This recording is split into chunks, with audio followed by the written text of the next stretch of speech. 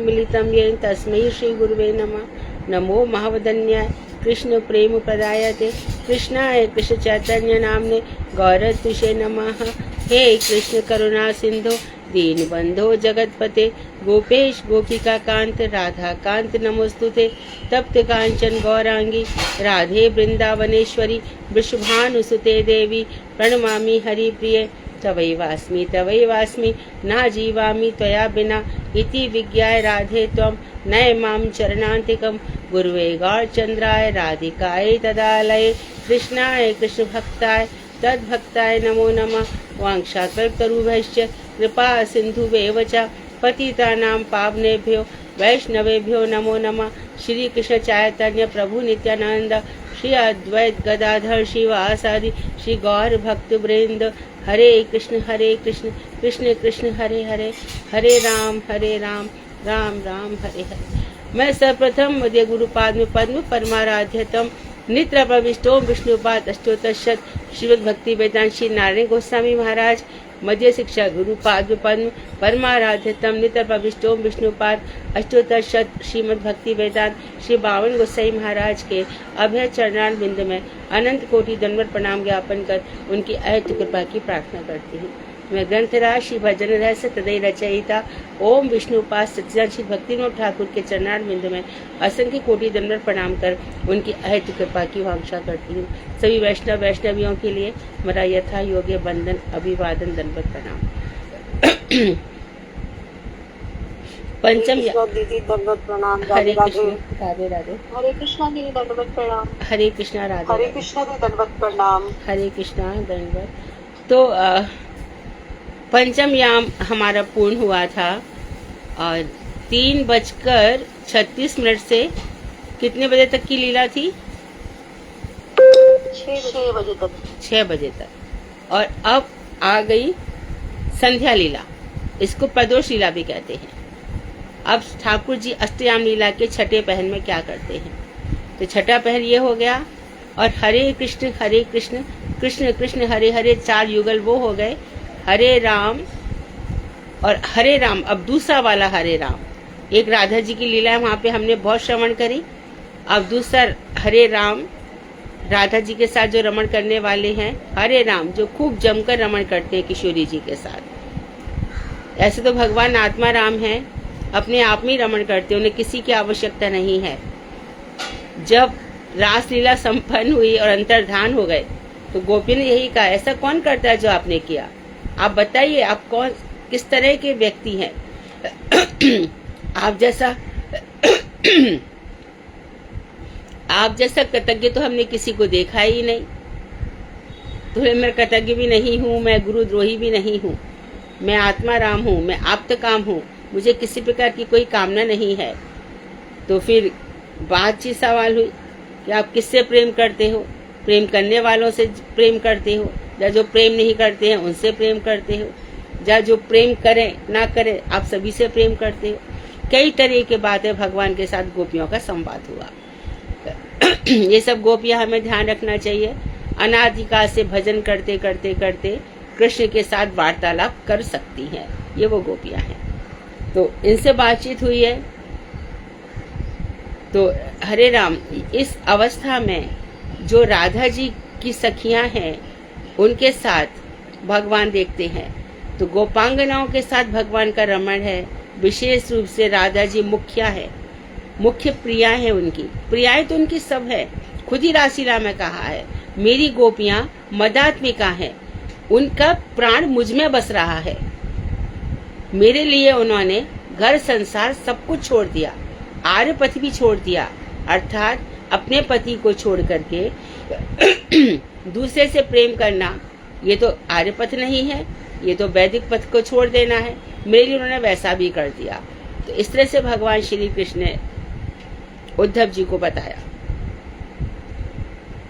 तो यहाँ पर छठा युगल हुआ और शिक्षाष्टक का छठा श्लोक भी है और अष्टयाम लीला का ये छठी लीला है दिन की। इसमें भी 6 दंड हैं। 6 दंड, तो एक दंड लगभग कितने मिनट का होता है? उस दिन में क्या डिस्कस किया था? एक दंड कितने समय का होता है? 24 दंड होते हैं ना दिन के। तो इसमें शिक्षाष्टक का 6वां श्लोक है। नयनम गलादृशु धारया वदनम गद गद रुद्धया गिरा पुलकै निशितम बपु कदा तब नाम ग्रहणे भविष्यति। कहाँ तक? अब यहाँ तक स्थिति आ गई है। क्या आ गई है? हे प्रभु, हे श्याम सुंदर, आपका नाम ग्रहण करते समय वीडियो किसका ऑन है? आपका नाम ग्रहण करते समय मेरे नयन अश्रुपात से मेरे, जब मैं जैसी कहूँगा हे कृष्ण, हे श्याम सुंदर, हे प्राणनाथ, हे राधिका रमण, हे प्रेष्ठ, आप कहाँ हो? कहाँ हो श्याम सुंदर? ऐसा कहते कहते कब मेरी आंखों से आंसू गिरेंगे? और दूसरी बात, कब मेरा मुख गदगद वाणी से और मेरी वाणी गदगद हो जाएगी? हे कृष्ण, कृष्ण, कृष्ण, और गदगद वाणी हो जाएगी और मेरा शरीर पुलकावलियों से, रोमांच से कब युक्त होगा? कब व्याप्त हो जाएगा? मेरे रोंगटे कब खड़े होंगे? कब मैं पुलकायमान होऊंगा? ऐसी स्थिति किसकी होती है? जो वास्तव में सच्चा साधक है, सचमुच भगवान से प्रेम करता है, भगवान के अतिरिक्त जो कुछ नहीं चाहता, प्रहलाद जी के समान। मैं बनिया थोड़ी हूँ, मुझे क्या लालच दे रहे हो आप? मैं तो आपसे प्रेम किया है। मैं जानता हूँ कि आप ही मेरे हो, मेरे अतिरिक्त आपका कोई नहीं है। बस इतना ही मैं जानता हूँ। आप सर्वत्र व्याप्त हो, पर मेरे लिए भी आप खड़े हो। मेरे पिता ने मुझे मारा, रुंधवाया, पत्थर के नीचे गिरवाया, क्या क्या अत्याचार क्यों नहीं किए? आपका नाम मेरी रक्षा करता रहा, और अभी आप मुझसे कह रहे हो कि कुछ मांग लो। मैं कोई बनिया थोड़ी हूँ। तो ये बनियागिरी है भगवान से, क्योंकि मानो हमने इस जन्म में धन मांग लिया, इस जन्म में पत्नी या पति अच्छा मांग लिया, या और भी चीजें मांग ली। ये सब नश्वर है, ये सब साथ में नहीं जाएंगे। कुछ भी तो मांग करके क्या है? हमें चाहिए क्या? यदि मांगना भी तो क्या मांगो? कृष्ण आपके चरण कमलों में भक्ति चाहिए। और इस भक्ति से क्या होगा? क्या लाभ होगा? पुनरागमन, मेरा फिर से इस आगम पाई संसार में आना नहीं होगा। इस मैया के गर्भ में जो घृणित अवस्था में हम पड़े रहते हैं वो नहीं होगा। ये सब मेरा समाप्त हो जाएगा। बस मैं कहाँ पर वास करूँगा? जो आपका गोलोक धाम है, अत्यधिक सुंदर है, जहाँ के घाट स्फटिक मणियों से बने हुए हैं। यहाँ पर सर्वथी प्रकृति की सुंदरता व्याप्त है। मैं ऐसी जगह पर रहूंगा।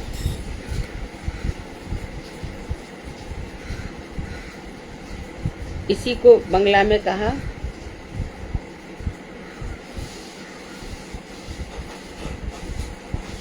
प्रेम धन बिना व्यर्थ दरिद्र जीवन। जीवन उसी का दरिद्र है जिसके पास प्रेम रूपी धन नहीं है। ये जो धन है ये किसी के काम नहीं आता। काम आता है भजन। धन से किसी की मृत्यु किसी ने रोक दी, जरा एक भी उदाहरण दे दो। एक एग्जाम्पल, इतना धन लगा दिया, ऑक्सीजन लग गई, वेंटिलेटर पे बैठा दिया, सब कुछ हो गया, एक सांस तो गिना दो, नहीं होगा। कौन बचा सकता है? भजन बचा सकता है। चमत्कार धन नहीं करता, चमत्कार भजन करता है। भजन से ना जाने कैसे कैसे चमत्कार हो जाते हैं, क्योंकि चमत्कार कराने वाले तो वही हैं और जिनका आकर्षण धन के प्रति है नहीं। उनका क्या है? सूरदास अंधे हैं लेकिन असंख्य लीलाओं के दर्शन करते हैं।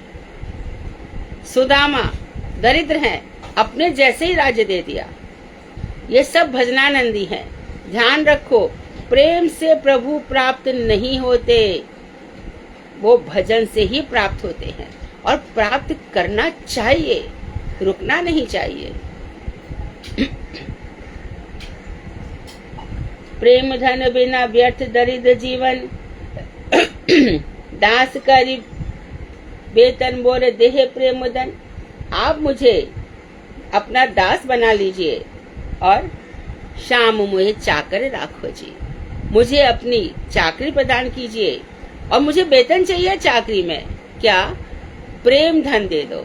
पायो जी मैंने नाम रत्न धन पायो, वस्तु अमोलक दी मेरे सतगुरु कृपा कर अपनायो। बड़ी अमोलक मेरे जो सतगुरु है उन्होंने बड़ी अनुपम वस्तु मुझे दी है, मुझे कृपा करके अपना लिया। दिन दिन बढ़त सवायो, एक नाम मैंने कहा हरे कृष्णा, आपने बोला हरे कृष्णा, 2 बार नाम हो गया। दिन दिन बढ़त सवायो, बढ़ते ही चला जाता है। तो मुझे वेतन दीजिए और मोर देह दीजिए, मुझे प्रेम धन दीजिए, दास अपना बना लीजिए। बस इस दरिद्र का जो जीवन है,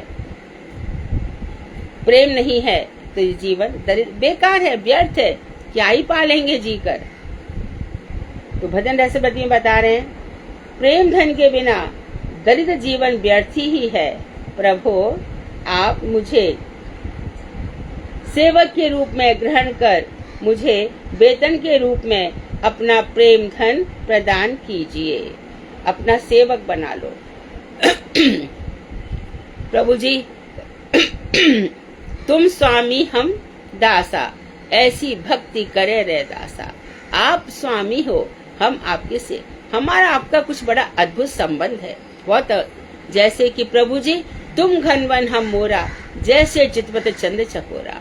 जैसे कि मोर बादलों को देख करके नाचता है, हे श्याम सुंदर आपको देखकर मैं मोर बन जाता हूँ, मेरा हृदय का रोम रोम प्रसन्न हो जाता है। भगवान की लीलाओं में जो रस है ना, जैसे चितवत चंद चकोरा, जैसे कि चकोर पक्षी चांद को देखता रहता है, उसी प्रकार हे श्याम सुंदर मेरी आंखें आपके लिए हमेशा लालित रहती हैं, इनमें तृष्णा भरी रहती है।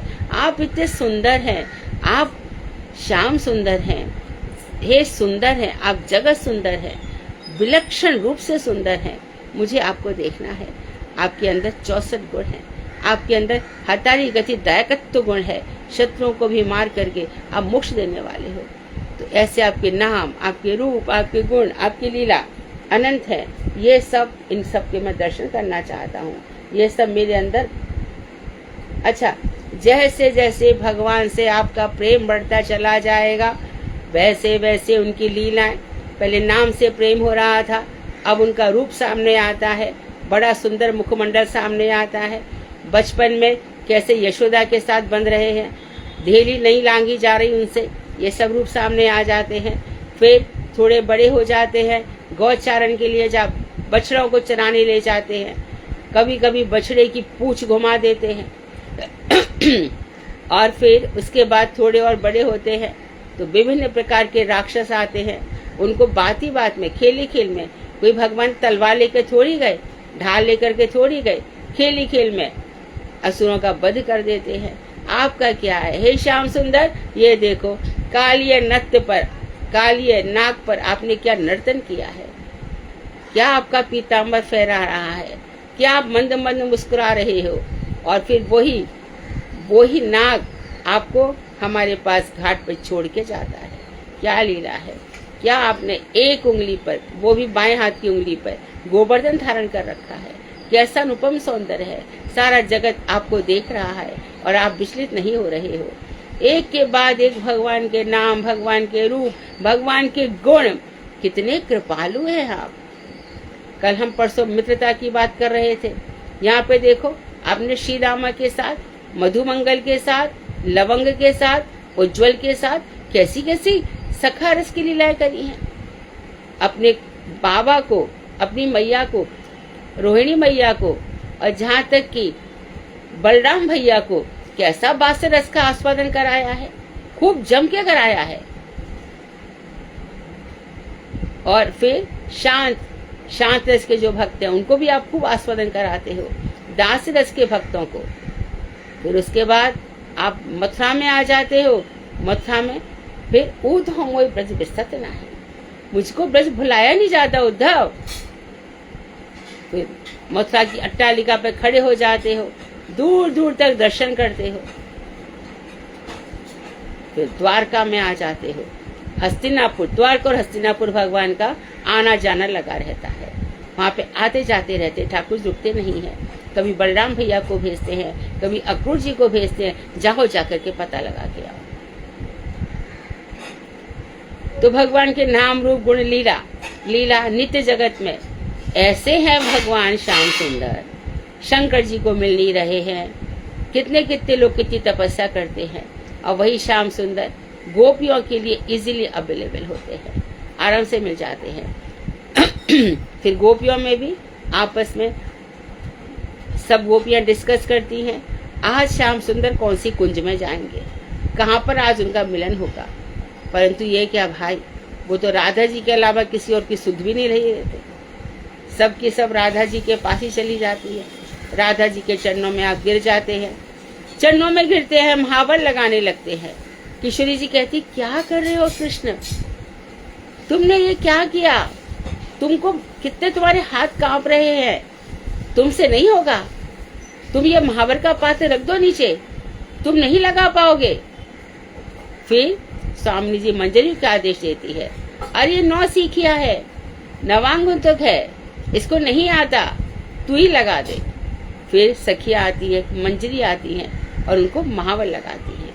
कृष्ण देखते रह जाते हैं, क्या सूझे, क्या करे, जाओ तुम तो पशुओं को चराओ, इतना ही तुम्हें आता है। बस कृष्ण एकदम झुक जाते हैं, झुक जाते तो अभी नया महावर लगा है, भगवान श्याम सुंदर के बालों में लग जाता है, मुख में इधर उधर लग जाता है, और राधा जी परिहास करती है। स्वाधीन भट्ट का नायिका है, पति उनके अधीन है, तो बड़े प्रेम की लीलाएं होती है नित्य जगत में, और होती ही रहती हैं समस्त सखियों के साथ। चित्रलेखा हो, तुंग विद्या हो, और मंजरियों के साथ भी ऐसा हास परिहास चलता रहता है।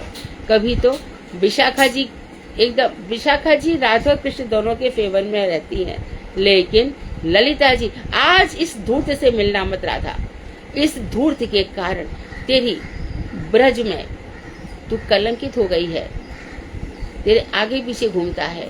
जटिला सास बेचारी बाहर बैठी रहती है, इसका भरोसा नहीं कब किस रूप में आ जाए, सबके ऊपर शासन लगाती है, देखना यहाँ वहाँ कहीं से तो घुस नहीं रहा मेरी बहू के कमरे में। तो ऐसा रस बरसा के रखा है सब जगह, कृष्ण सार मृग हो, बादल हो, सभी कृष्ण को देखते रहते हैं, नचा रखा है सबको। अच्छा, वैसे नचाया है, लेकिन यदि संसार में देखो तो कैसी कैसी परिस्थिति देते हैं, तो कृष्ण हम ही मिले क्या तुमको, ये क्या आपने भवसागर में डाल दिया, कभी कुछ करते हो कभी कुछ करते हो, क्या है। मैं कुछ नहीं करता, भजन करो आराम से, मैं तुम्हारे साथ ही बैठा हूँ। तो संसार में ऐसा सब हो रहा है, समझते नहीं हो।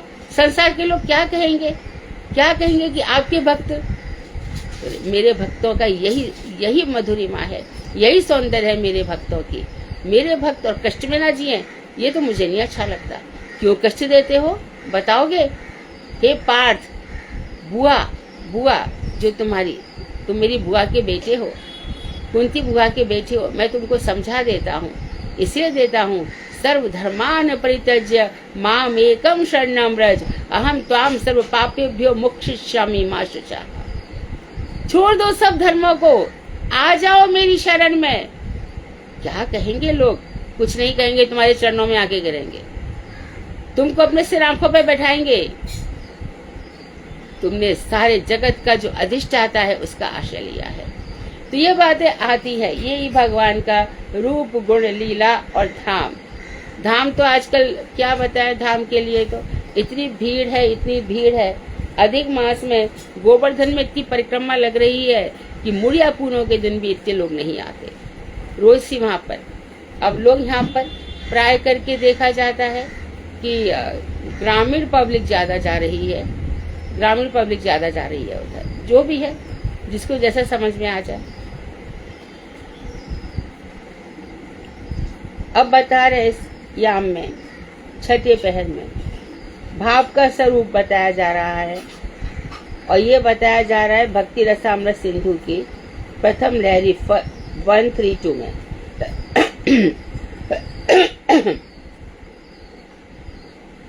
तो वहां पर बता रहे हैं प्रेम रस्तु प्रथमावस्था भाव इच्छाभिधीयते सात्विकः स्वल्प मात्रा स्युस्तापाशुपुल्कादयाः।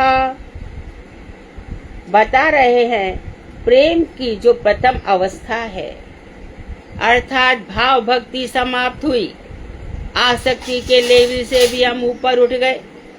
आसक्ति से पहले तक अंतर्यामी भगवान हमारा निरीक्षण कर रहे थे, आसक्ति में कृष्ण स्वयं आ गए। अब कृष्ण स्वयं आ गए तो देख रहे हैं प्रेम क्या चीज होती है, भाव क्या चीज होती है। तो बस प्रेम स्नेह मान प्रणय राग अनुराग भाव महाभाव। तो इस स्थिति में जो प्रेम की प्रथम अवस्था है उसका नाम है भाव। भाव से आगे चलते हैं। भावावस्था में क्या होता है, ये बड़े भावुक भक्त हैं। कैसे? अरे नाच रहे तो होश नहीं है, गा रहे तो होश नहीं है, अश्रु गिर रहे हैं, पुलकायमान हो रहा है शरीर, आंसू गिर रहे हैं, रोंगटे खड़े हो रहे हैं। प्रातः काल से मंगला से लेकर रात तक कितनी ही भगवान की ऐसी लीलाएं हैं। तो भगवान का आवाहन कर रहे हैं। तो भाव की प्रथम अवस्था में पुलक रोमांच हो रहा है, आंसू गिर रहे हैं और कंपादि कांपना। ये क्या होता है? सात्विक भाव स्वल्प मात्रा में अर्थात धूमायित रूप में उदित होते हैं। यदि किसी के अंदर ये हो रहे हैं, ये पैरामीटर है, तो समझ लेना चाहिए कि हमें भगवान से थोड़ा थोड़ा प्रेम है। क्या? यदि रोंगटे खड़े हो रहे हैं, आंसू गिर रहे हैं, शरीर कांप रहा है, तो ये सब सात्विक भाव है। इसमें धूमायित रूप में मतलब मध्यम मध्यम, एकदम मंद मंद मध्यम मध्य ऐसे होता रहता है। बहुत सुदित ज्वलित अवस्था में नहीं होगा, लेकिन धीरे धीरे जरूर होगा, अवश्य ही होगा। कोई भी तुम गा लो, कुछ भी गा लो, एकदम भाव आ जाएगा। कोई भी गीत गा लो, कोई भी स्तुति गा लो, एकदम भाव आ जाएगा और डूब जाओगे उसमें। छोटे मोटे गिरिराज जी के ही भजन गा लो, वृंदावन के भजन गा लो, कुछ भी गा लो, तो भगवान श्री कृष्ण का नाम लेते ही शरीर में रोंगटे खड़े हो जाते हैं। और धूमायित रूप में प्रारंभ में जैसे धुआं होता है उस रूप में, अर्थात दूर दूर से थोड़े थोड़े दिखाई देते हैं। हर कोई इनको समझ भी नहीं पाएगा, भक्त को हर कोई नहीं समझ पाता है।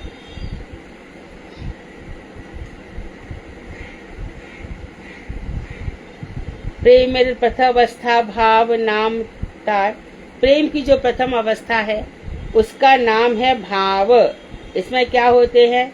पुलकाशु स्वल्प है, सात्विक विकार, पुलक आंसू ये थोड़ी थोड़ी मात्रा में दिखाई देते हैं, ये सब सात्विक विकार है। शरीर पुलकायमान होता है, अश्रु गिरते हैं।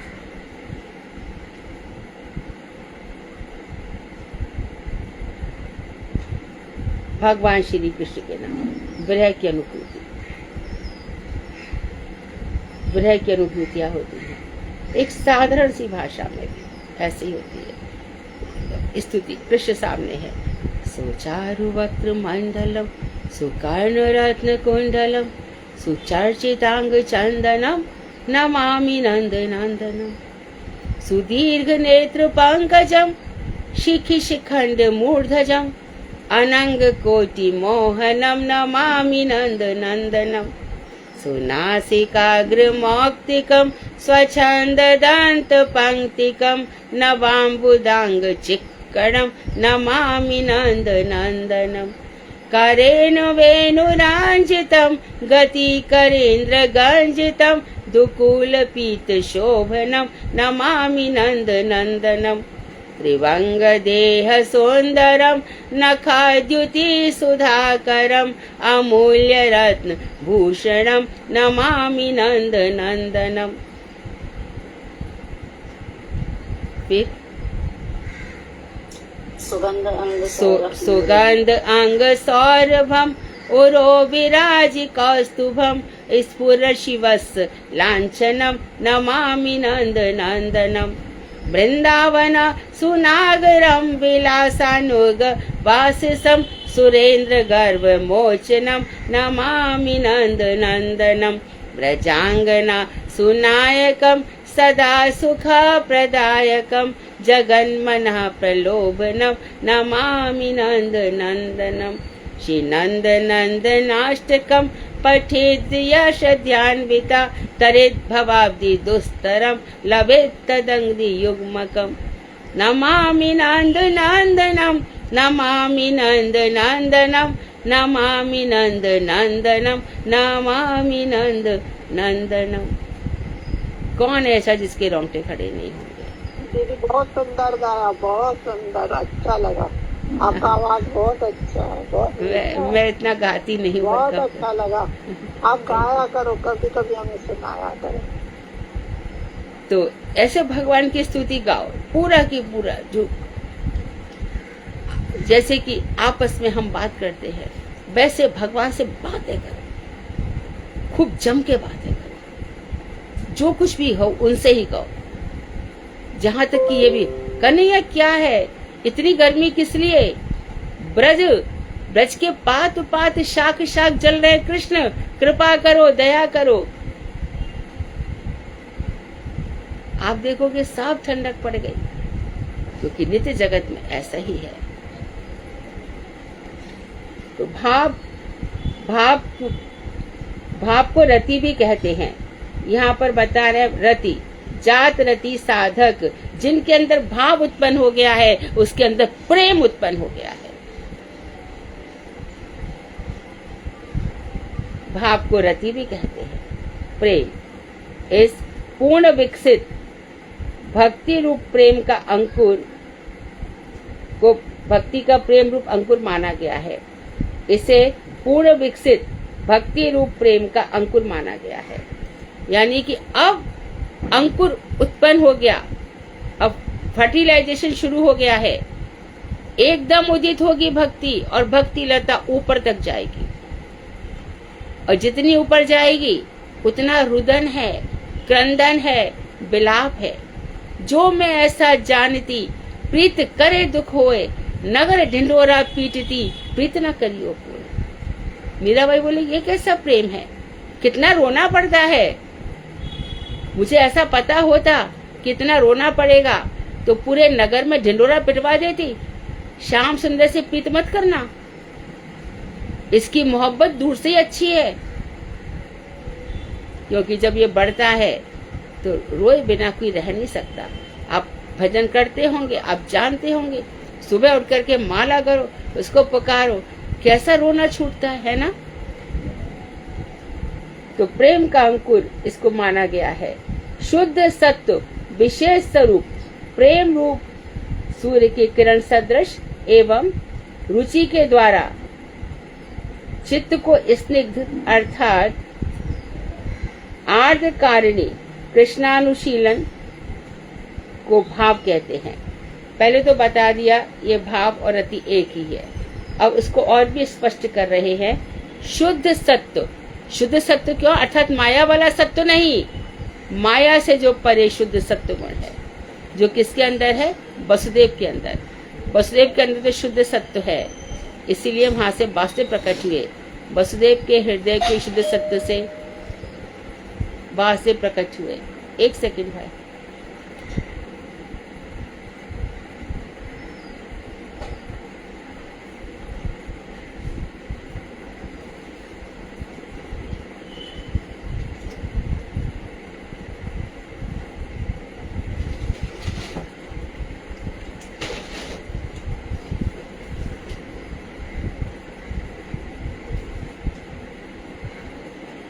ठीक है,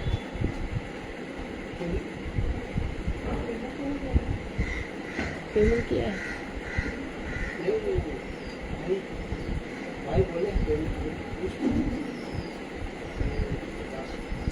बोले हैं हम उनको उस पर कर देंगे। अच्छा उन्हीं के पास चला जाएगा। हाँ हाँ नहीं वो बोले वहाँ पेमेंट नहीं देगा तो इसके लिए नहीं, हम कर देंगे, है ना। हम बात उसको फोन पे डाल देंगे। उनके हाँ तो इधर दे दो, नहीं अब हम उनको डाल देंगे फोन पे। तो इधर दे दो क्या करता है। अरे आपको बोला ना डाल देंगे। उन्होंने बोला था कि पेमेंट वहाँ से हम अभी डाल देते उससे बात कर।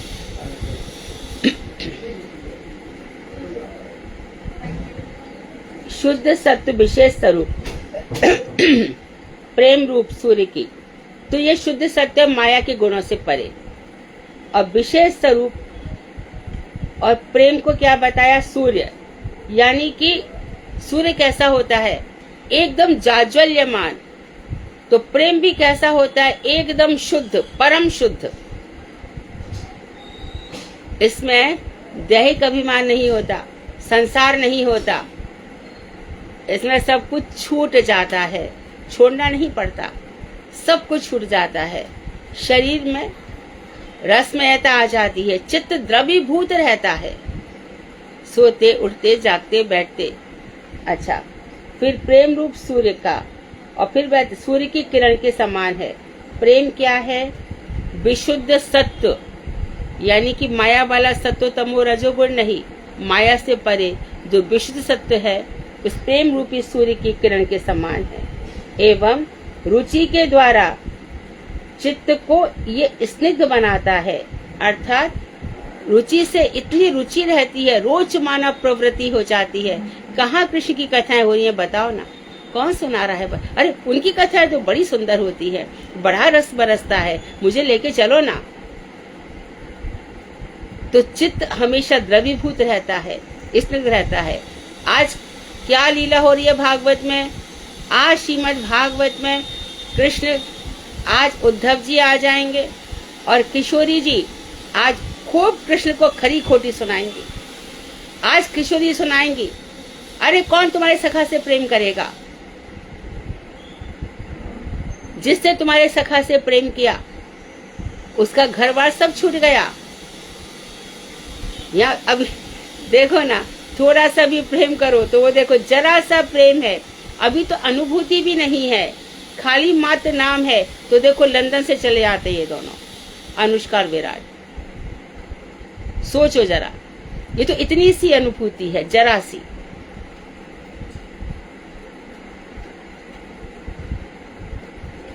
तो गुरुजी, हमारे गुरुवर, ये तभी तो ये लोग कहते हैं कि तुम लोग भक्ति क्या समझोगे, भक्ति क्या है। हमारे प्रभुपाद ने 10 वर्षों तक 100 करोड़ नाम जपा। इतने नाम जपो और फिर अनुभव करो क्या होता है।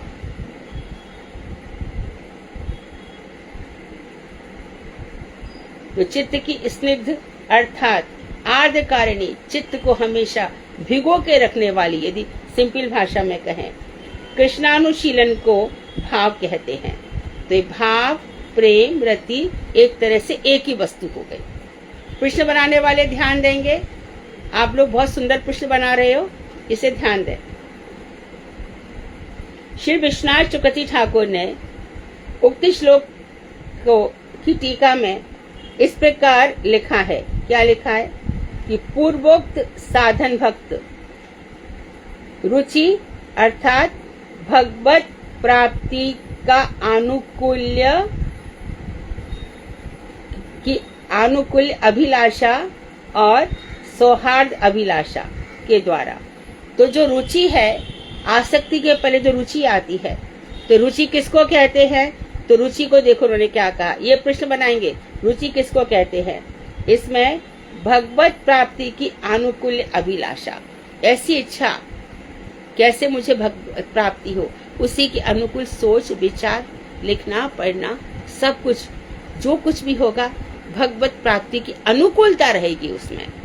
खाना पीना प्रसाद, वो भगवान को प्रसाद दिए बिना खाएगा नहीं, यहाँ वहाँ जाएगा नहीं, किसी से तर्क वितर्क करेगा नहीं, चित्त एकदम शांत हो जाएगा, क्योंकि बस अनुकूल व्यवहार में चल रहा है। अनुकूल अभिलाषा और सौहार्द अभिलाषा। और सौहार्द अर्थात सबके साथ सहृदयता रहती है। ऐसे रुचि वाले भक्त का, जात रुचि साधक का ना कोई शत्रु होता है ना कोई मित्र होता है। उनका सबके साथ समान व्यवहार होता है। समत्व गीता में भी हम पढ़ रहे हैं, समदर्शिता होती है। के द्वारा चित्त की आर्द्रता संपादन करने पर चित्त एकदम स्निग्ध हो जाता है, उसे भाव भक्ति कहते हैं। अर्थात भगवान की कथाओं में रुचि रहती है, चित्त हमेशा प्रसन्न रहता है, स्निग्ध रहता है। ये भावुक भक्त हैं, खूब नाम ले रहे हैं। मानो कोई नाम है, हम कहेंगे कोई भी नाम ले गो। आजकल वो भाई क्या कर रहे हैं?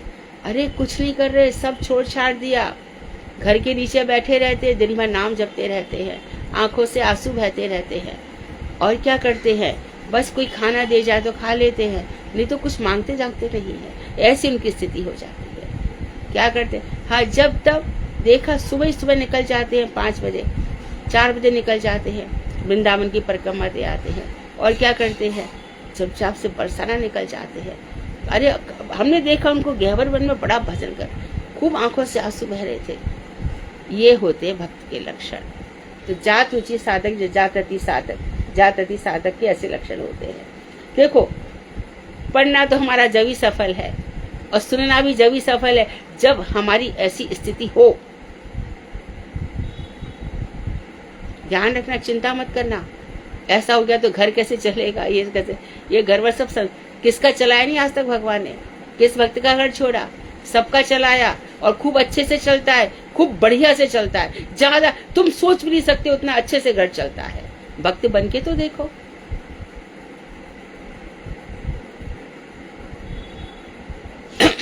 कौन चलाता है? यदि हम ही पूछें, यदि मैं अपनी ही बात करूं तो हमारे घर कौन चला रहा है? मैं तो कुछ नहीं करती। पहले तब भी 2005 से तो मेरा कोई जॉब नहीं, कुछ भी नहीं है। किसके भरोसे चल रहा है? कहना इसलिए पड़ रहा है कि विश्वास करो, भगवान पे विश्वास रखो, अदम जीवन व्यर्थ ना चला जाए। खूब जम के भजन करो। जो कृष्ण ने कहा है आजमा के देख लो, एक एक अक्षर कृष्ण का सही है। हमारे स्वामी महाराज चले गए, क्या लेके गए थे? बल्कि तो 2 बार क्या 3 बार शिप में अटैक आ गया। उससे भी ज्यादा बलशाली होकर के निकले। किसके बल पर? नाम के बल पर, चित्त बल पर, भक्ति के बल पर। मेरे गुरुजी दिन रात परिक्रमा करते थे। खाने को मिल गया तो ठीक है, नहीं मिल गया तो ठीक है। कभी प्रेमानंद प्रभु वगैरह की आपने मधुर स्मृतियों में, हम मधुर स्मृतियों में जो सुना है वो कह रहे हैं कि एक बार गैया, मठ में सब्जी नहीं थी तो गैया बहुत सारा खा गई, तो गैया के मुंह से निकाल के भी थोड़ा तू खा ले, थोड़ा मठ में भी चाहिए। सुबह है तो शाम की चिंता नहीं, शाम में तो सुबह की चिंता नहीं। अभी हम ये बाम गोसाई महाराज के शिष्य कह रहे थे कि कोरोना के टाइम पे हमारे पास कुछ भी नहीं था, तो सुबह हम सोच रहे हैं कि शाम को चावल कहाँ से आएंगे।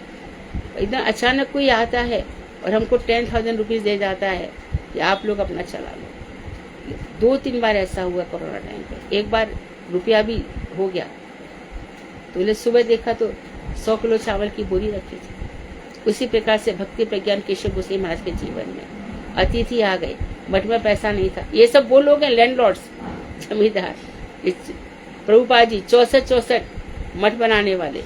कभी जीवन में ऐसा आता है, भगवान दिखाते हैं तो उस समय कोई चिड़िया आती है और पैसे की पोटी छोड़ जाती है।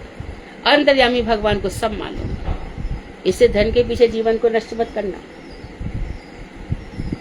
भगवत प्राप्ति, हाँ ये हो गया। उसके बाद चित्त की आर्द्रता संपादन करने पर उसे भाव भक्ति कहते हैं। उसका स्वरूप क्या है? शुद्ध सत्व विशेषात्मा। शुद्ध सत्व कहने से तात्पर्य है भगवान की स्वरूप शक्ति की स्वप्रकाश संबित वृत्ति। संबित 3 शक्तियां भगवान की, संधिनी, संबित, इलादिनी। संबित मतलब परम ज्ञानमयी। वदन्ति तत्विदः यस् ज्ञानमद्वयम् ब्रह्मेति परमात्मेति भगवानीति शब्दते। तो शुद्ध सत्य विशेष आत्मा को, अच्छा, शुद्ध सत्य कहने से तात्पर्य यह है कि भगवान की स्वरूप शक्ति की स्वप्रकाश संबित वृत्ति, अर्थात भगवान की परम चेतन या परम ज्ञान शक्ति, इसका बोध होता है। परम ज्ञान जिसमें अज्ञान दूर दूर तक नहीं है। शुद्ध सत्य विशेष पद से, यानी इस शब्द से स्वरूप शक्ति की दूसरी इलादनी नाम के नामक महाशक्ति का बोध होता है। तो यदि शुद्ध सत्य विशेष कहा जाए तो एक तो संबित हो गई शक्ति, और उनकी इसी स्वरूप शक्ति की दूसरी एक और शक्ति है जिसको महाशक्ति कहते हैं, वो इलादनी, अर्थात स्वरूप शक्ति राधा जी भी हैं। तो राधा जी अंतरंगा शक्ति हैं, राधा जी स्वरूप शक्ति भी हैं। भगवान की स्वरूप शक्ति कौन? श्रीमती राधा जी। भगवान की स्वरूप शक्ति क्या है? दोनों ही बता दिया, संबित वृत्ति भी है, इलादनी शक्ति श्री राधा जी भी है। इसी से शुद्ध सत्व विशेष में उक्त इलादिनी की सर्वोच्च अवस्था महाभाव भी अंतर्भुक्त है। इसी शुद्ध सत्व में विशेष में राधा जी के अंदर जो महाभाव है, राधा जी के देखो तुम लोग कभी पढ़ोगे तो रूढ़ और अधिरूढ़ भाव होता है। अधिरूढ़ भाव के फिर 2 प्रकार होते हैं, मोहन और मोदन, मिलन और विरह। उसके बाद फिर महाभाव। महाभाव भी कई गोपियों में देखा जाता है। महाभाव के फिर रूढ़ अधिरूढ़ भाव होते हैं, उसके बाद मोहन मोदन, और इसके बाद फिर मादन भाव। तो जो मादन आख्य, मादन नामक महाभाव है, उसी को लेकर के चैतन्य महाप्रभु आए। हमें ऐसा समझना होगा, यानी कि जो इलादनी शक्ति की सर्वोच्च अवस्था महाभाव है, वही भगवान की स्वरूप शक्ति भी है। अर्थात संबित और इलादनी दोनों शक्तियों के दोनों शक्तियों के अवस्थित और आनुकूल्य इच्छा में परम प्रवृत्ति को ही शुद्ध सत्व विशेष आत्मा समझना चाहिए।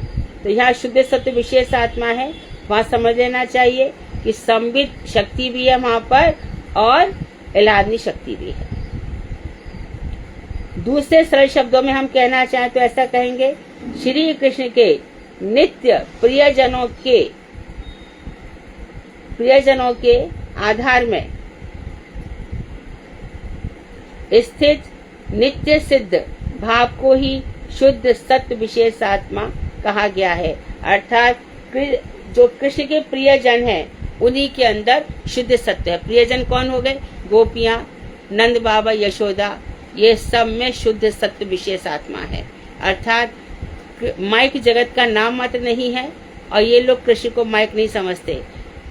प्रेम करते हैं पति समझकर, प्रेमी समझकर, बालक समझकर, सखा समझकर, और उनके प्रेम में वही सब बातें हैं जो इस जगत में देखी जाती हैं। लेकिन इस जगत में माइक संबंध है और वहाँ पर शुद्ध सत्य संबंध है। इसलिए भगवान के जितने भी प्रिय जन है, वो सब शुद्ध सत्य विशेष आत्मा है। यह भाव भक्ति, प्रेम भक्ति रूप सूर्य की प्राथमिक किरणों के समान है। उगते हुए सूर्य की जो किरणें होती हैं, ऐसा ही ये शुद्ध सत्य विशेष आत्मा है। इसलिए इसे प्रेमांकुर भी कहते हैं। अंकुर इसलिए कहते हैं क्योंकि ये उगते सूर्य के समान है, यानी अर्थात जलाती नहीं है, शांति प्रदान करती है। तो आज यहीं तक रहे, आगे और इसको थोड़ा सा स्पष्ट करेंगे। हरे कृष्णा दीदी, दंडवत प्रणाम, राधे राधे। हाँ दीदी, आपने पूछा था ना दंड कितने मिनट का होता है? हाँ, तो 24 मिनट का होता है, 24 मिनट का। ठीक है, तो 24 मिनट का एक दंड है, और तो ये 6 दंड हो गए, 6 दंड हो गए। तो 24 × 6 कितने हो गए? 20, 6, 120, और 4 6 24 144 मिनट्स का। हाँ 144। ये हो गया प्रदोष लीला।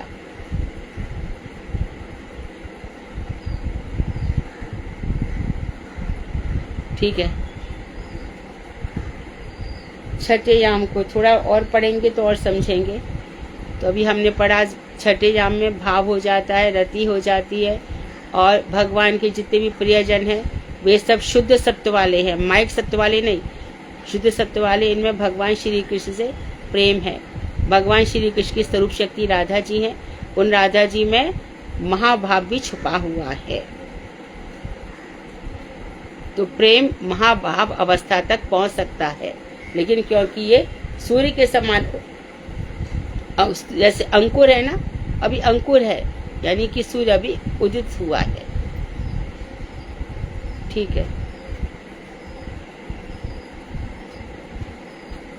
श्रीमद् भागवत। कोई प्रश्न है तो पूछ लो।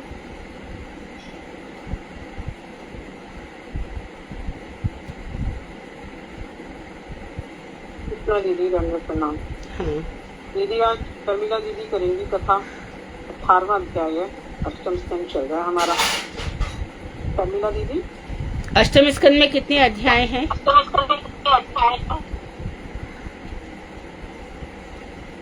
चलो देख लेना।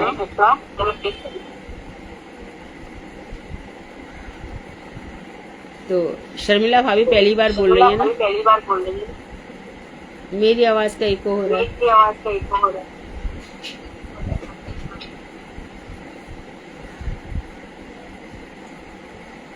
शर्मिला दीदी आरंभ करिए। हरे कृष्ण दीदी दंडवत प्रणाम। पानी देना बेटा।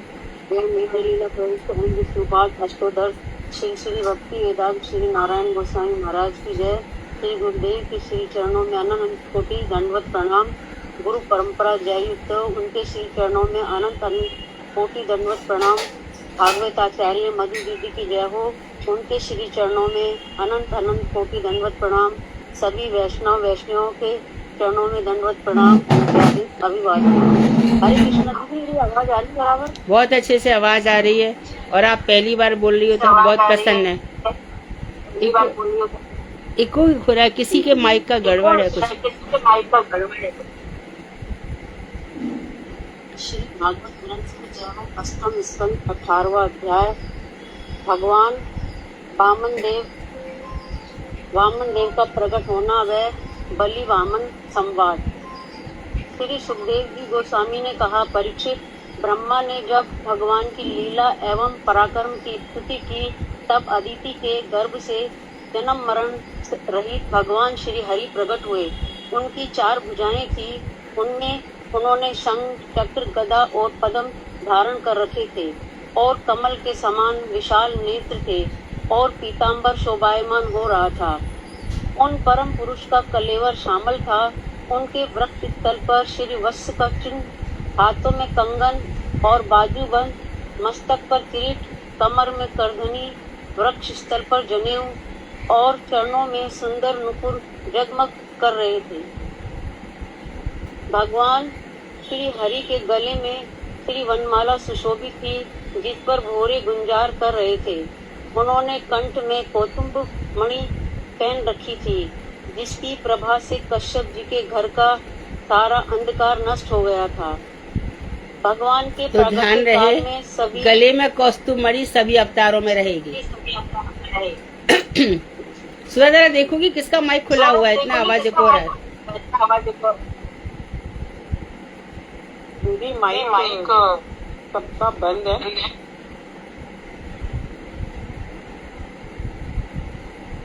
आवाज का इको हो रहा है ना?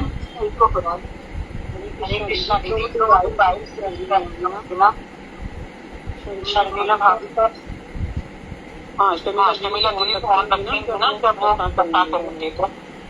दीदी एक बार आप अपना माइक ऑफ करके देखो, तब पता चल जाएगा कि आवाज इको होती नहीं होती। नहीं, शर्मिला दीदी का नहीं, दीदी का, मधु दीदी का।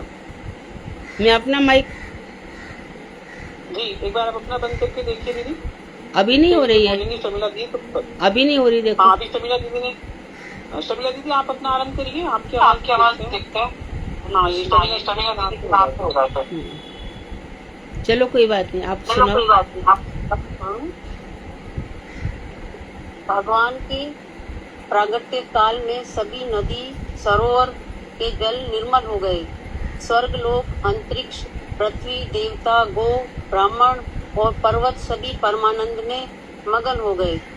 भाद्र मास के शुक्ल पक्ष की श्रावण द्वादशी तिथि थी। अभिजीत मुहूर्त था। उसी शुभ लग्न में भगवान अवतीर्ण हुए। उस समय सभी ग्रह नक्षत्र शुभ स्थान पर आ गए थे, जो भगवान के मंगलमय जन्म की सूचना दे रहे थे। जिस द्वादशी तिथि में भगवान श्री हरि का प्रागट्य हुआ वह विजया द्वादशी के नाम से प्रसिद्ध है। उस समय सूर्य मध्य भाग आकाश में स्थित थे। इस बात को सभी विद्वान जानते हैं। शंख, नगारे, यंत्र बजने लगे। अप्सराएं आनंद से नाचने लगी और देव मुनि, पितर, अग्नि स्तुति करने लगे और सिद्ध, विद्याधर, किंकर, यक्ष, राक्षस, पक्षी सभी ने भगवान का अत्यंत गुणगान किया और भूरी भूरी प्रशंसा की और आनंद के साथ नृत्य किया। इन सभी ने इतने पुष्प बरसाए कि अदिति का आश्रम पूरा ढक गया। जब अदिति ने अपने गर्भ से प्रकट हुए परम पुरुष परमात्मा को देखा तो वह अत्यंत आश्चर्यचकित और परम आनंदित हो गई। भगवान ने अपने माता पिता अदिति कश्यप के सम्मुख इस प्रकार वामन ब्रह्मचारी का रूप धारण कर लिया, जिस प्रकार नट अपना वेश बदल लेता है।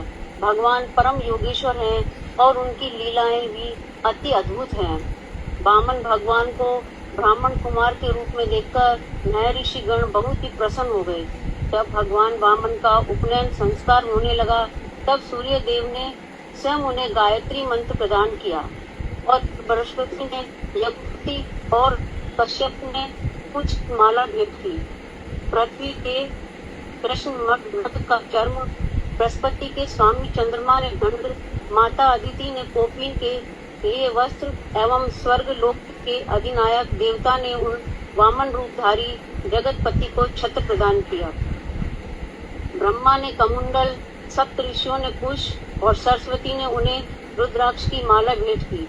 जब वामन देव का यज्ञोपवीत संस्कार हो चुका तब कुबेर ने उन्हें भिक्षा का पात्र और साक्षात भगवती देवी ने उन्हें भिक्षा प्रदान की। जब वामन देव ने सुना कि ब्राह्मणों के आदेश से यमराज बलि अश्वमेध यज्ञ कर रहे हैं, तब वामन देव कृपा ऐश्वर्य आदि की गरिमा प्रकट करने के लिए महाराज बलि के पास गए। उनके चलने से पृथ्वी भी झुकती जाती थी। हो गया? नहीं दीदी, बाकी है थोड़ा। हाँ वही। जैसे ही वामन भगवान उनके समीप पहुँचे तो उनके दर्शन से ऐसा प्रतीत हुआ मानो तेजों में सूर्य का उदय हो गया है। उस समय भगवान वामन के तेज से यजमान बलि और सभासद गण सभी निस्तेज हो गए और विचार विमर्श करने लगे कि यज्ञ उत्सव को देखने की इच्छा से स्वयं सूर्य अथवा अग्नि अथवा सनत कुमारों में से कोई नहीं आ रहा। ब्राह्मण इस प्रकार से तर्क वितर्क कर ही रहे थे कि उसी समय पर हाथ में दंड, छड़ एवं जल से भरा कमंडल लेकर भगवान वामन देव ने यज्ञ के मंडप में प्रवेश किया। उनके कटी प्रदेश में मूंछ की माला बंधी हुई थी। मृग चर्म का उन्होंने उत्तरीय के रूप में धारण कर रखा था। गले में यज्ञोपवीत और सिर पर जटाजूट बंधा था।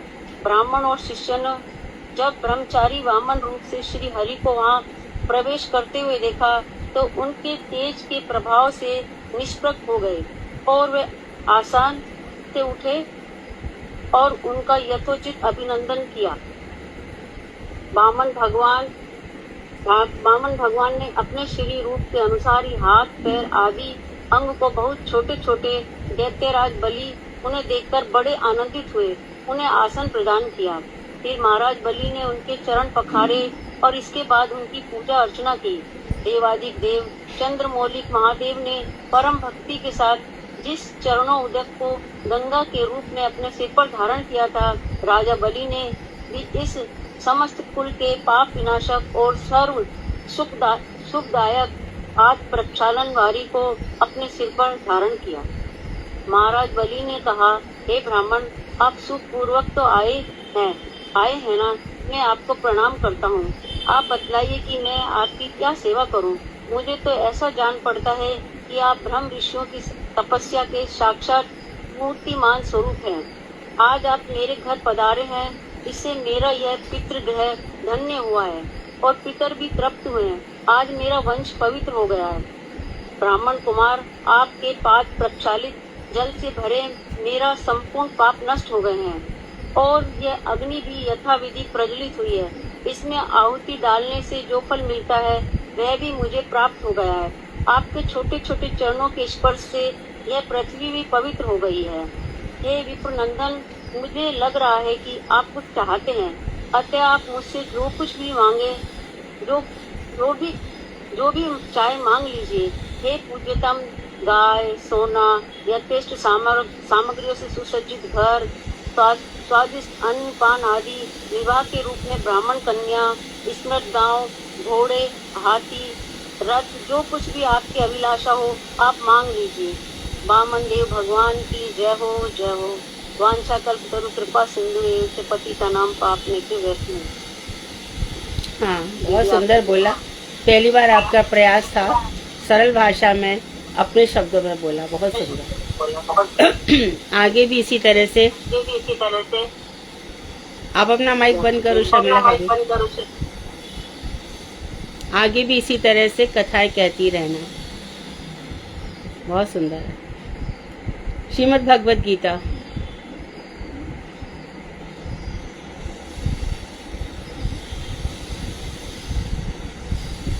हरे कृष्णा दीदी, अनीता दीदी और फिर अनीता दीदी, चलिए आप लोग आ रहे हैं। हरे कृष्णा दीदी, कल्पतरुगे सतता सिद्धोदया विषय सतीता नाम पावने जोश की वेदियों नमोनंदन। वेदेव के चरणों में मेरे कोटि कोटि प्रणाम।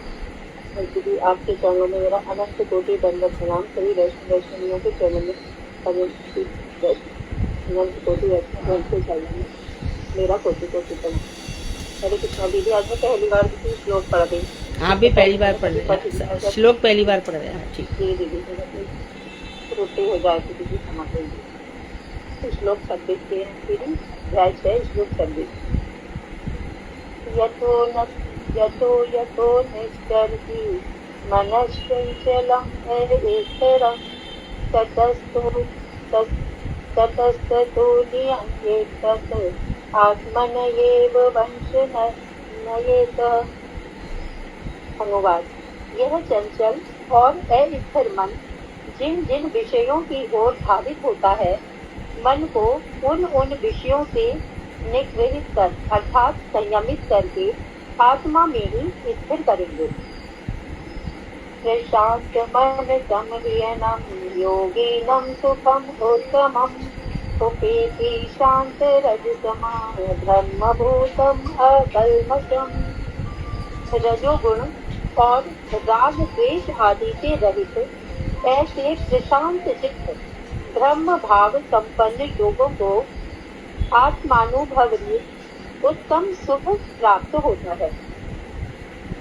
युजनेवं सदात्मानं योगी विगत कल्मषः सुखेन धम्म संस्पर्शं अत्यन्तं सुखं हर्षते।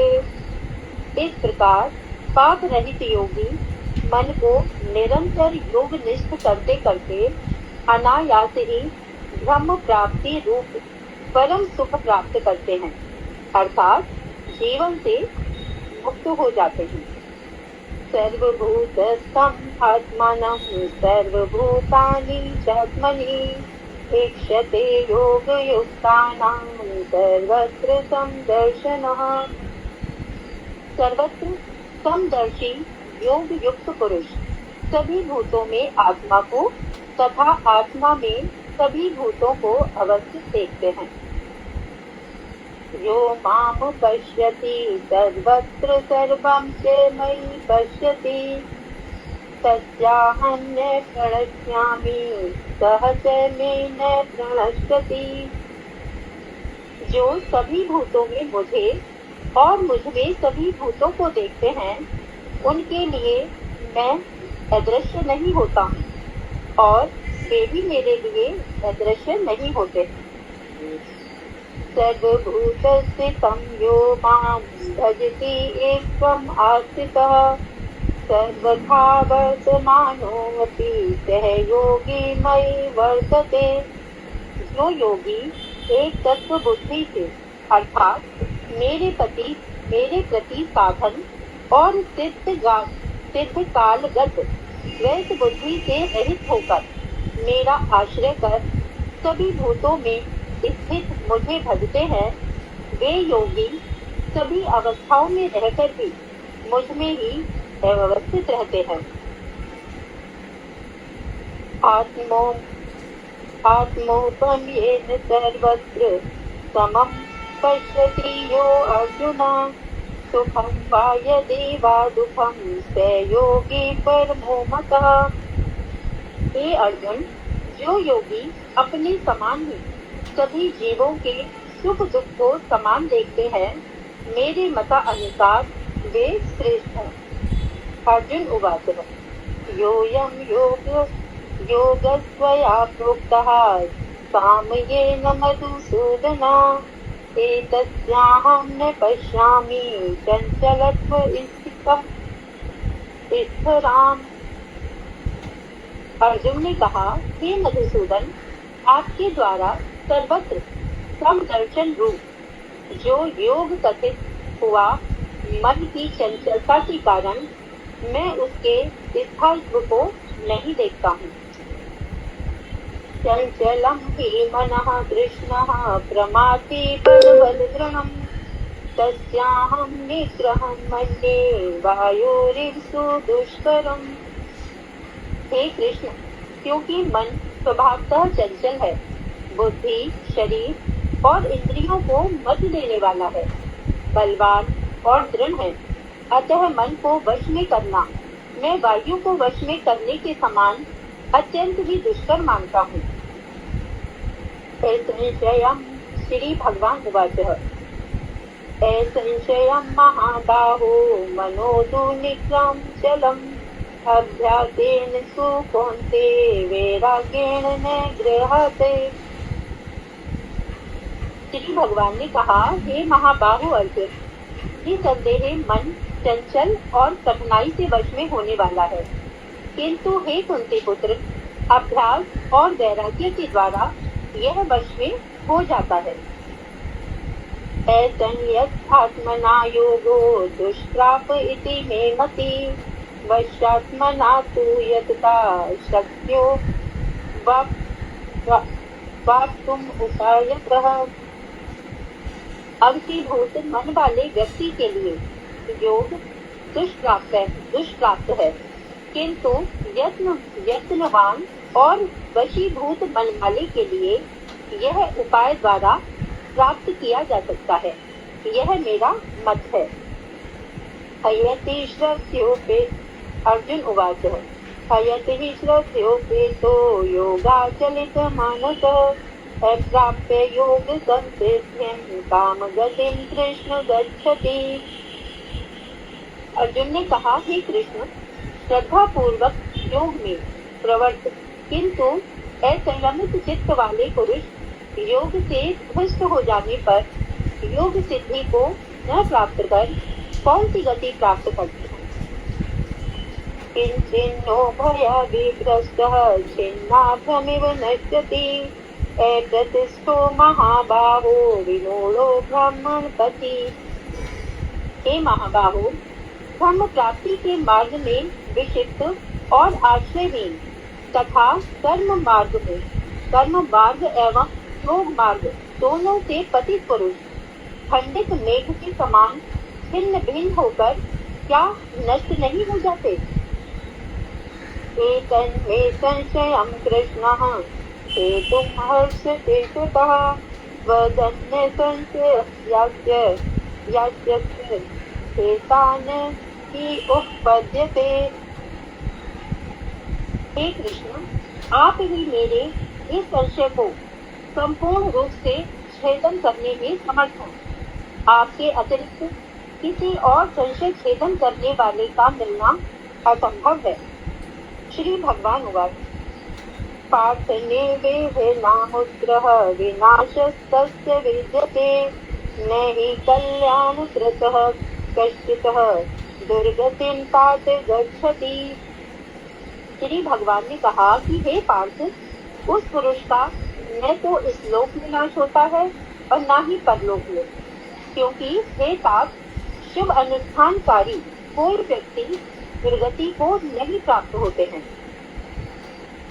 प्राप्य पुण्य कृताम लोकान उषित्वा सरस्वती समः शुचि नाम श्रीमताम गेहे योग भ्रष्टो भियाजते।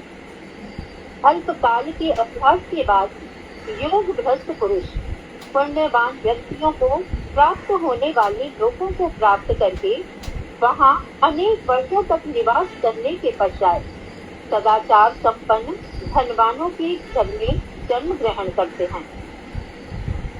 अथवा योगी नामेव कुले भवति धीमताम् एतद्धि दुर्लभतरं लोके जन्म यदीदृशम्। अथवा बहुकाल के अभ्यास के बाद योग भ्रष्ट योगी ज्ञानवान योगियों के घर में जन्म ग्रहण करते हैं। निसंदेह इस प्रकार का जन्म इस लोक में अत्यंत ही दुर्लभ है। तत्कृतं बुद्धि संयोगं लभते पूर्वदेहिकं यत् ते च ततो भूयं संसिद्धो कुरुनन्दनम्। हे कुरुनंदन, वे योग भ्रष्ट पुरुष वहाँ पूर्व जन्म जात परमात्मा विष्णु बुद्धि को प्राप्त करते हैं और तदंतर पुनः योग की संसिद्धि के लिए प्रयत्न करते हैं। पूर्वाभ्यासेन तेन एव ह्रियते यावशोऽपि सः जिज्ञासुरपि योगस्य शब्द ब्रह्मास्ति वर्तते। निश्चय ही पूर्व अभ्यास के कारण किसी विघ्न के उपस्थित होने पर भी मोक्ष पद के प्रति आकृष्ट हो जाते हैं और योग के विषय में थोड़ी सी जिज्ञासा करने पर ही वे दोस्त कर्म मार्ग का उल्लंघन करते हैं। प्रयत्नादस्तमानस्तु योगी संशुद्ध किल्बिष अनेक जन्म संसिद्ध ततो याति परां गतिम्। किंतु प्रयत्न पूर्वक अभ्यास करने वाले योगी निष्पाप होकर अनेक जन्मों सिद्ध होने के पश्चात परम गति लाभ करते हैं। तपस्विन्योऽधिको योगी ज्ञानी भयोमपि मतोऽधिका कर्मेभ्यश्च साधिको योगी तस्माद् योगी भवार्जुनः। योगी तो यानी कि परमात्मा के उपासक को तपस्वी, ज्ञानी, ब्रह्म के उपासक और कर्मी से श्रेष्ठ माना गया है। अतएव हे अर्जुन, तुम योगी बनो। योगिनामपि सर्वेषां मद्गतेन अन्तरात्मना श्रद्धावान् भजते यो मां समे युक्त तमो मतः। मेरे मतानुसार समस्त योगियों में भी वे योगी सर्वश्रेष्ठ है जो श्रद्धावान होकर मुझ में आसक्त मन के द्वारा निरंतर मुझे ही भजते हैं। हरे कृष्ण। का नाम पान हरे कृष्ण। जगन्नाथ अष्टक।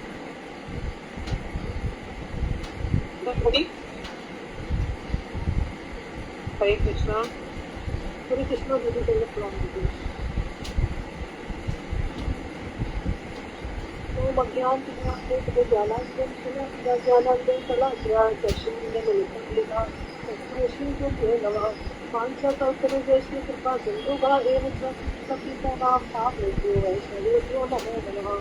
श्रीकृष्णचैतन्य प्रभु नित्यानंद जय जगन्नाथ शिवाय संतोषी गौर भक्तवृंद श्री महाराज की मदद के पर आदरणीय मदद के सेवा मेरा मेरा सबकी कोटि दंडवत प्रणाम। सभी वैष्णव वैष्णवों के सेवा में मेरा यथायोग्य दंडवत प्रणाम।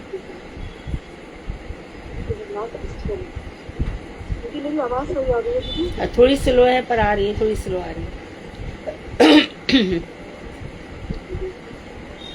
कदाचित कालिंदी कटुतिल संगीत कर लो, उदारी नारी बदन कमला साथ मधुपहा, रमा शंभु ब्रह्मा बरपति गणेशा सिद्ध करो, जगन्नाथ स्वामी नयन पतगामी बाबा तुम्हें, मुझे सखी वेणु शिरसि हकीकते कुकुलं निक्रान्ते सहस्रकटाक्षं विदधते, सदाशिवपुन्ना वनवसति लीला परिचयो, जगन्नाथ स्वामी नयन पतगामी भवतु मे,